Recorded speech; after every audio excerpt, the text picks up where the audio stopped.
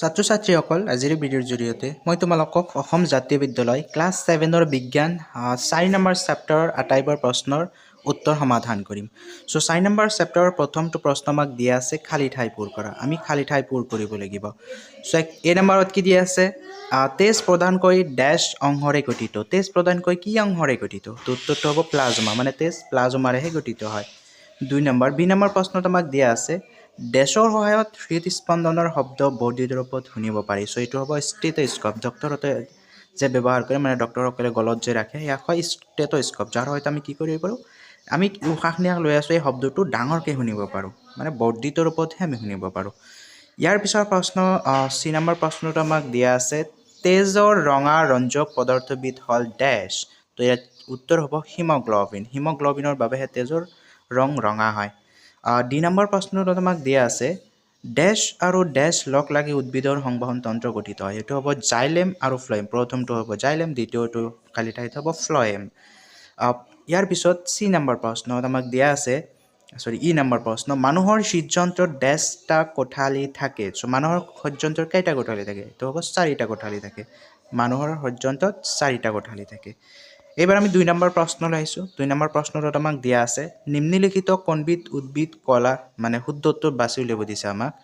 1 নম্বৰত কি দিয়া আছে নিম্নলিখিত কোনবিধ উদ্ভিদ কলা পানী আৰু খনিজ লৱণ পৰিবহনৰ লগত জড়িত। চ' কি পানী আৰু খনিজ লৱণ। মন কৰিবা, পানী আৰু খনিজ লৱণ মানে শিপাৰ সহায়ত যিখিনি উলিয়ায় সেইখিনি জাইলেম কলাৰেহে পৰিবাহিত হয়, মানে শুদ্ধ উত্তৰটো হ'ব এ জাইলেম কলা। ইয়াৰ পিছত 2 নম্বৰ প্ৰশ্ন আমাক দিয়া আছে তেজৰ কোনবিধ কোষৰ উপস্থিতিৰ বাবে ইয়াৰ বৰণ ৰঙা হয়। তেজ ৰঙা কিয় হয়? চ' এতিয়া কি লিখিছোঁ আমি যে তেজত লোহিত ৰক্তকণিকা থকা। তো ইয়াৰ উত্তৰটো হ'ব, শুদ্ধ উত্তৰটো হ'ব চি, লোহিত ৰক্তকণিকা থকাৰ বাবে তেজৰ ৰং কি হয়? ৰঙা হয়। ইয়াৰ পিছত 3 নম্বৰ প্ৰশ্নত দিয়া আছে মানুহৰ হৃদযন্ত্ৰৰ কোঠালি কেইটা? মানুহৰ হৃদযন্ত্ৰত কেইটা কোঠালি থাকে? তো এই উত্তৰ অলপ আগতে আমি পালোঁ যে মানুহৰ হৃদযন্ত্ৰত 4টা কোঠালি থাকে। শুদ্ধ উত্তৰটো হ'ব ডি। ইয়াৰ পিছৰ প্ৰশ্ন আমাক দিয়া আছে প্ৰচ্ছদন কোনবিধ অংগৰ দ্বাৰাই সম্পন্ন হয়? গছে যে প্ৰচ্ছদন কৰে, মানে পানী যে ভাঁজ পোৱাকৈ উলিয়াই দিয়ে, এইটো কোনটো অংগৰ জৰিয়তে হয়? চ' এইটো হ'ব পাত। শুদ্ধ উত্তৰটো হ'ব পাত। পাতৰ জৰিয়তেহে উদ্ভিদে প্ৰচ্ছদন কাৰ্যটো সম্পন্ন কৰে। ইয়াৰ পিছৰ প্ৰশ্ন আমাক দিয়া আছে মানুহৰ মূত্ৰত প্ৰধানকৈ কি থাকে? মানুহৰ আমি যে পেচাব কৰোঁ, এয়া কি থাকে? মূত্ৰত কি থাকে? তো এইটো হ'ল ইউৰিয়া। মানুহৰ মূত্ৰত ইউৰিয়া থাকে। চ' এতিয়া আমি 3 নম্বৰ প্ৰশ্নলৈ আহিছোঁ। 3 নম্বৰ প্ৰশ্নটো আমাক দিয়া আছে প্ৰক্ৰিয়াটোৰ নাম লিখা, মানে প্ৰক্ৰিয়াটোৰ নাম কি সেইটো লিখিব দিছে। এই নম্বৰ দিয়া আছে তেজৰ পৰা কৃত্ৰিম উপায়ে বৰ্জিত দ্ৰব্য আঁতৰোৱা প্ৰক্ৰিয়া। তেজৰ পৰা যদি কেতিয়াবা কিডনী খাৰাপ হৈছে, তেতিয়া কিডনী বেয়া হ'লে সেই কিডনীৰ কামটো কি কৰে? কৃত্ৰিম মানে মেচিনৰ সহায়ত কৰা হয়। এইটো কোৱা হয় অপহৰণ, ডায়লচিছ বুলি কোৱা হয়। বি নম্বৰ দিয়া আছে অধিক গাঢ়তাৰ পৰা কম গাঢ়তালৈ হোৱা দ্ৰব্যৰ গতি। এইটো হ'ব ব্যাপন। ব্যাপন প্ৰক্ৰিয়াৰে অধিক গাঢ়তাৰ পৰা কম গাঢ়তালৈ দ্ৰব্যই পৰিবহন কৰে। চি নম্বৰ প্ৰশ্ন আমাক দিয়া আছে পাতৰ তলৰ অংশত থকা ছিদ্ৰই অতিৰিক্ত পানী বা উলিয়াই পঠিয়ায়। পদ্ধতিটো হ'ল প্ৰচ্ছদন। এইটো আমি আগতে পাইছোঁ, প্ৰচ্ছদন মানে অতিৰিক্ত পানী বা গছে যে উলিয়াই দিয়ে, এইটোক প্ৰচ্ছদন বুলিহে কোৱা হয়। ডি নম্বৰ আমাক দিয়া আছে জাইলেমৰ মাজেৰে জাইলেমৰ ৰসৰ ঊৰ্ধ্বমুখী গতি, মানে জাইলেম কলাই যে তলৰ পৰা পানী আৰু খনিজ লৱণ গছৰ বিভিন্ন অংশলৈ পঠিয়াই দিয়ে ওপৰ ফালে, ঊৰ্ধ্বমুখী গতি, ইয়াক কি বুলি কোৱা হয়? ইয়াক ৰসত্তলন বুলি কোৱা হয়। চ' ইয়াৰ পিছত ই নম্বৰ প্ৰশ্নত আমাক দিয়া আছে কৃত্ৰিম উপায়ে যন্ত্ৰৰ সহায়ত তেজৰ পৰা বৰ্জিত দ্ৰব্য অপসাৰণ কৰা বা তেজ পৰিশোধন কৰা। এইটো সেই অপহৰণ। এটা প্ৰশ্ন 2বাৰ দিয়া আছে, এ নম্বৰো দি দিছে, ই নম্বৰো সেই একেই প্ৰশ্ন আমাক দিয়া আছে। চ' এইবাৰ আমি 4 নম্বৰ প্ৰশ্নলৈ আহিছোঁ। 4 নম্বৰত আমাক দিয়া আছে উত্তৰ লিখা। আমি উত্তৰ লিখিব লাগে। 4ৰ এত আমাক কি দিয়া আছে পৰিবহন তন্ত্ৰ বুলিলে কি বুজা? ইয়াৰ প্ৰয়োজনীয়তা কি? চ' উত্তৰ লিখিছোঁ জীৱদেহত যি তন্ত্ৰৰ সহায়ত বিভিন্ন দ্ৰব্যসমূহ এঠাইৰ পৰা আন এঠাইলৈ যায় তাকে পৰিবহন তন্ত্ৰ বোলে। এঠাইৰ পৰা আন এঠাইলৈ গ'লে তাক পৰিবহন বুলি কোৱা হয়। যিহেতু এই তন্ত্ৰ মানে গোটেইখিনিয়ে কাম কৰে, সেইকাৰণে তন্ত্ৰ বুলি কোৱা হৈছে।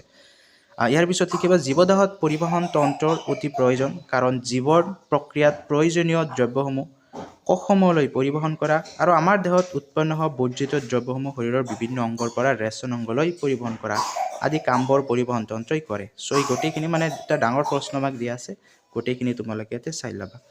ইয়াৰ পিছৰ প্ৰশ্ন বি নম্বৰত আমাক দিয়া আছে মানৱ দেহত হৃদযন্ত্ৰৰ প্ৰয়োজনীয়তাৰ বিষয়ে চমুকৈ লিখা। আমাৰ হৃদযন্ত্ৰ মানে যিটো আমাৰ হাৰ্ট আছে, হাৰ্টৰ প্ৰয়োজন কি? চ' মানৱ দেহত হৃদযন্ত্ৰ অতি প্ৰয়োজনীয় অংগ। হৃদযন্ত্ৰই শৰীৰৰ সকলো অংশলৈ তেজ পৰিবহন কৰে।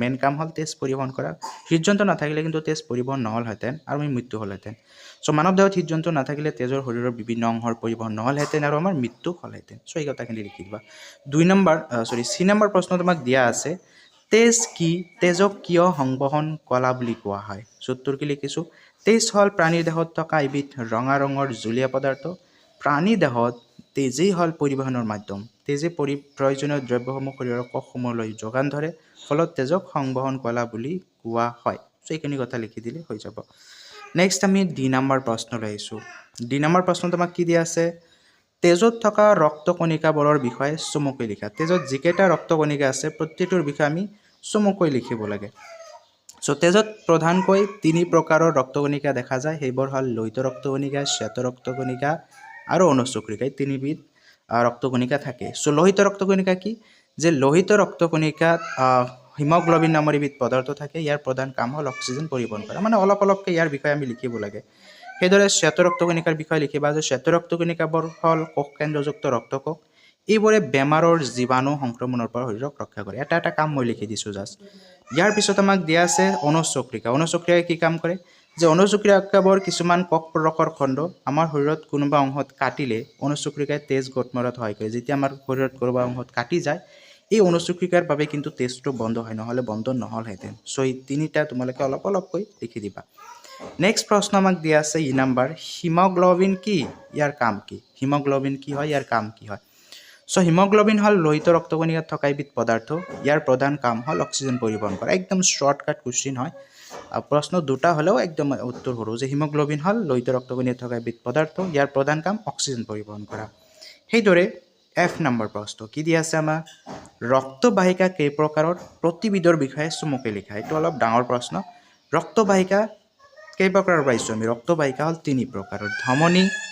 হীৰা ৰক্তকোষিকা চ' ৰক্তবাহিকা মানে কি ৰক্ত পৰিবহণ কিয়ে কৰে ইয়াক বাহিকা বুলি কোৱা হয় চ' ধমনীও ৰক্ত বহন কৰে হীৰাও বহন কৰে ৰক্তকোষিকাও বহন কৰে চ' প্ৰথমে মই লিখিছোঁ ধমনীত কি লিখিছোঁ যে ধমনীবোৰে হৃদযন্ত্ৰৰ পৰা তেজ দেহৰ বিভিন্ন অংশলৈ কঢ়িয়াই দিয়ে ই অক্সিজেনযুক্ত তেজ কঢ়িয়ায় হৃদযন্ত্ৰৰ পৰা বিভিন্ন অংশলৈ পঠিয়াই দিয়ে 2 নম্বৰ হীৰাই কি কৰে হীৰাবোৰে দেহৰ বিভিন্ন অংশৰ পৰা তেজ হৃদযন্ত্ৰলৈ কঢ়িয়াই আনে হীৰাই কাৰ্বন ডাই অক্সাইডযুক্ত তেজ কঢ়িয়ায় হীৰা মানে ধমনীৰ উল্টাটো হীৰাই কি কৰে শৰীৰৰ বিভিন্ন অংশৰ পৰা তেজ সংগ্ৰহ কৰি হৃদযন্ত্ৰলৈ উভতাই পঠায় 3 নম্বৰ ৰক্তকেশিকা ধমনী আৰু হীৰাবোৰ বিভিন্ন শাখা প্ৰশাখাত বিভক্ত হৈ জাইলৰ দৰে গঠনৰ সৃষ্টি কৰি ইয়াক ৰক্তকেশিকা বোলে চ' 3টাৰ বিষয়ে অলপ লিখি দিবা মেইন পইণ্টখিনি লিখি দিলে আমাৰ হৈ যাব নেক্সট প্ৰশ্ন জি নম্বৰ কি দিয়া আছে আমাক মানুহৰ ৰেচন তন্ত্ৰ কিহৰ দ্বাৰা গঠিত আমাৰ যে ৰেচন তন্ত্ৰ আছে ৰেচন তন্ত্ৰ মানে কি আমাৰ শৰীৰত যিবিলাক অলাগতিয়াল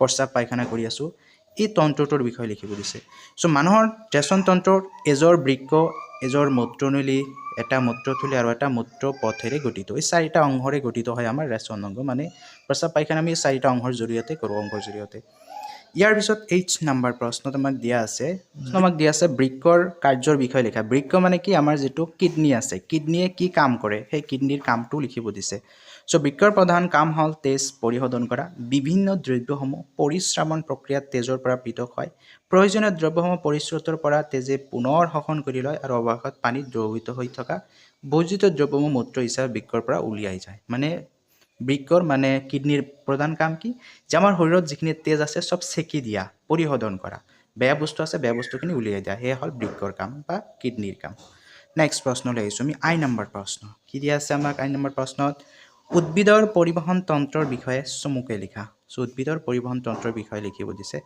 চ' উদ্ভিদৰ পৰিবহণ তন্ত্ৰটো প্ৰধানকৈ জাইলেম আৰু ফ্লয়েম কলাৰে গঠিত এই দুটা বস্তুৰে উদ্ভিদৰ পৰিবহণ তন্ত্ৰ মানে এঠাইৰ পৰা আন এঠাইলৈ কিবা বস্তু লৈ যাব লাগে এই দুটাই লৈ যায় উদ্ভিদে শিপাৰ জৰিয়তে মাটিৰ পৰা পানী আৰু খনিজ লৱণ সংগ্ৰহ কৰে এই পানী আৰু খনিজ লৱণ জাইলেম কলাৰে উদ্ভিদৰ বিভিন্ন অংশলৈ পৰিবাহিত হয় চ' জাইলেমে কি কাম কৰে উদ্ভিদে যিখিনি শিপাৰ জৰিয়তে সংগ্ৰহ কৰিছে শিপাৰ জৰিয়তে খনিজ লৱণ আৰু পানী সংগ্ৰহ কৰিছে এইখিনি গছৰ বিভিন্ন অংশলৈ পঠিয়াই দিয়ে এইটো হ'ল জাইলেমৰ কাম এই জাইলেম এইবাৰ আহিল ফ্লয়েমে কি কাম কৰে যে আনহাতে সালোকসংশ্লেষণৰ দ্বাৰা পাতত প্ৰস্তুত হোৱা খাদ্য ফ্লয়েম কলাৰে উদ্ভিদ দেহৰ বিভিন্ন অংশলৈ পৰিবাহিত হয় এবাৰ ফ্লয়েমে কি কৰে যে উদ্ভিদে গছৰ পাতত যে খাদ্য প্ৰস্তুত হ'ল এই খাদ্যখিনি গছৰ বিভিন্ন অংশলৈ পঠিয়াই দিয়ে মানে ইয়াৰ উল্টা কামটো কৰে ইয়াৰ পিছত আমি আহিছোঁ জে নম্বৰ প্ৰশ্ন কি দিয়া আছে আমাক জে নম্বৰত প্ৰচ্ছদন কাক বোলে, ইয়াৰ গুৰুত্ব কি? এই প্ৰশ্নটো কিন্তু বাৰে বাৰে আহি থাকে দেই, মই যোৱা 2 বছৰ লাগাতাৰ আহি থকা দেখা পাইছোঁ। প্ৰচ্ছদন কাক বোলে, ইয়াৰ গুৰুত্ব, তিনিটা গুৰুত্ব লিখিবলৈ আহে। লিখিবা এনেকৈ যে উদ্ভিদ দেহৰ অতিৰিক্ত পানীভাগ ভাস্প আকাৰে পাতৰ পৰা উলিয়াই পঠিয়ায়, এই প্ৰক্ৰিয়াক প্ৰচ্ছদন বোলে। উদ্ভিদে কি কৰে, গছত যেতিয়া অতিৰিক্ত পানী হয়, পানী বেছি লয়, এই পানীভাগ পাতৰ সহায়ত কি কৰে, এৰি দিয়ে। এই পাতৰ সহায়ত বাহিৰলৈ উলিয়াই দিয়া বা এৰি দিয়া প্ৰক্ৰিয়াকে প্ৰচ্ছদন বুলি কোৱা হয়। ইয়াৰ তিনিটা গুৰুত্ব, সদায় তিনিটা গুৰুত্ব মনত ৰাখিবা, আজিয়ে মুখস্থ কৰি ল'বা এইগিলা। যে প্ৰচ্ছদনে উদ্ভিদ দেহক শীতল কৰি ৰাখে, উদ্ভিদক শীতল কৰি ৰাখে মানে ঠাণ্ডা কৰি ৰাখে।